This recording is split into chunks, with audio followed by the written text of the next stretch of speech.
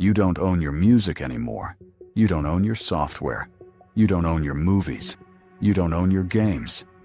And soon, you might not even own your car. You pay every month, and every month, that payment quietly leaves your account, without you thinking about it, without you questioning it. That's not an accident. That's the plan. Think about what you paid for this month. Netflix, Spotify, Amazon Prime, maybe Adobe, maybe Microsoft 365, maybe a meditation app, a fitness app, a news app. Each one feels small. $12 here, $15 there. But when you add them up, the average American household now spends over $900 per year on digital subscriptions alone. And that number has more than doubled in the past 5 years. It's not just digital either. Razor blades, dog food, contact lenses, vitamins, all of them, now available by subscription, even cars. BMW made headlines when it started charging a monthly fee to unlock heated seats that were already physically installed in the vehicle you bought. You paid for the car, but you didn't pay for the feature inside it. People were outraged. But here's the thing. BMW wasn't being reckless. BMW was following a playbook that the most profitable companies in the world have already mastered. And once you see how it works, you'll never look at a monthly charge the same way again. Meet Lena. She's 29 years old, lives in Austin, Texas, works as a graphic designer at a mid-sized marketing agency. She earns about $58,000 a year, which sounds decent, which should be enough. Lena isn't careless with money. She tracks her spending. She avoids credit card debt. She even has a small emergency fund. But every month, Lena ends up feeling short, not broke, just somehow behind. One morning, Lena decides to sit down and write out every subscription she pays for. Adobe Creative Cloud, $55 a month. She needs it for work. Spotify, $11 a month. She's had it for 6 years. Netflix, $15 a month. Hulu, $8 a month. She added it for one show 2 years ago. She never canceled it. Notion, $8 a month. A project management app she used for 3 weeks and forgot about. Duolingo Plus, $7 a month. She hasn't opened it in 4 months. Amazon Prime, $14.99 a month. A meal kit delivery service she subscribed to during the pandemic. $60 a month. She's lost track of how many times she told herself she'd cancel it. Gym membership, $45 a month. For a gym she visits on average twice a month. iCloud storage, $3 a month. And then there are the smaller ones, a news platform, a recipe site, a podcast app. $4 here, $6 there. When Lena adds it all up, she is spending $310 a month on subscriptions, nearly $3,700 a year. She stares at the number. Doesn't feel like a decision she made. It feels like something that happened to her, and in a very real sense. That's exactly right. Because Lena didn't build this list. It was built for her. Here's the first thing you need to understand. Companies don't love subscriptions because they're convenient for you. They love subscriptions because of a metric called MRR. Monthly recurring revenue. For a business, predictable revenue is everything. If you sell someone a product once, that sale is over. You get the money. But next month, you have to find someone new. You have to run more ads, spend more on marketing, convince someone else to buy. It's exhausting. It's expensive. The average company spends 5 times more to acquire a new customer than to keep an existing one. But with a subscription model, the revenue keeps coming. Month after month. Automatically. While you sleep. This is why Wall Street rewards subscription businesses with enormous valuations. When Adobe switched from selling software as a one-time purchase to a subscription model in 2012, investors were skeptical at first. Revenue dropped short-term. The stock dipped. But within 3 years, Adobe's recurring revenue had stabilized.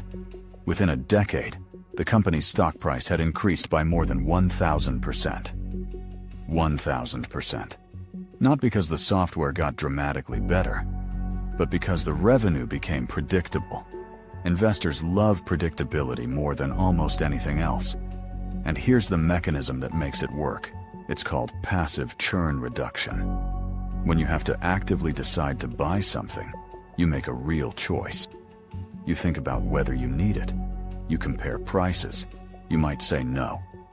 But when you're already subscribed, the default is to stay. Canceling takes effort. It requires you to remember, to navigate a menu, to click through a confirmation page, sometimes to sit on hold and talk to a retention specialist trained specifically to keep you from leaving. The psychology is deliberate. Subscriptions exploit what behavioral economists call the status quo bias. We prefer to keep things the way they are. Change requires energy. Inertia is the default. Companies design their entire billing systems around this bias. And Lena, working hard, tracking her spending, being responsible, still ended up with $310 a month in subscriptions she barely uses. Because the system was designed to outlast her attention. But there's a second layer to this. It's not just about keeping you subscribed. It's about something called value erosion. Here's how it works. When a company offers a subscription at $12 a month, it often starts by offering enormous value. Netflix, in its early days, was a revelation. Thousands of movies. No ads. No late fees. For $8 a month. Spotify gave you access to virtually all recorded music in human history. For $10 a month. At that price point, the value was obvious. Almost embarrassing. But over time, a pattern emerges. The price goes up. The content library shifts. New restrictions appear. Features you once had get moved to a higher tier. Netflix went from $8 to $10 to $13 to $15 to $17. Then they introduced an ad-supported tier. Then they cracked down on password sharing. Each change was small. Each change was carefully tested. Because companies know that the pain of canceling feels bigger than the annoyance of a small price increase. A 2023 study by Waterfall found that 70% of consumers are unaware of how much they actually spend on subscriptions. 70%. More than 2/3 of people are paying monthly fees they can't even accurately estimate. This is the second hidden rule. The subscription model isn't just designed to collect your money once. It's designed to collect it quietly, incrementally, in amounts small enough that you don't quite feel it. And then something else happens.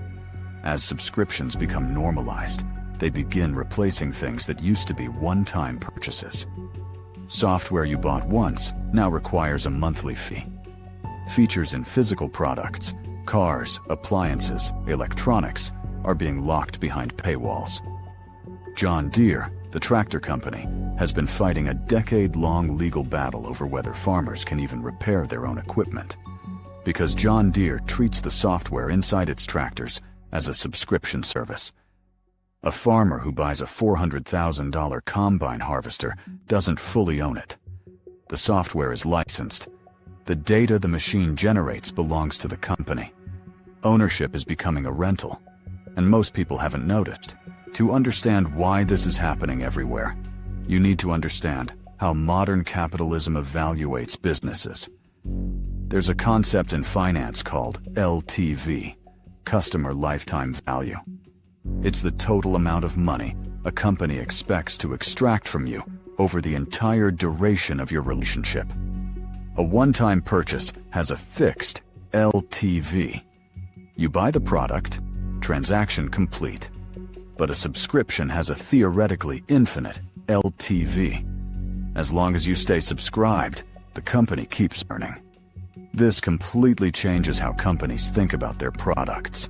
It used to be, make something great, sell it, move on.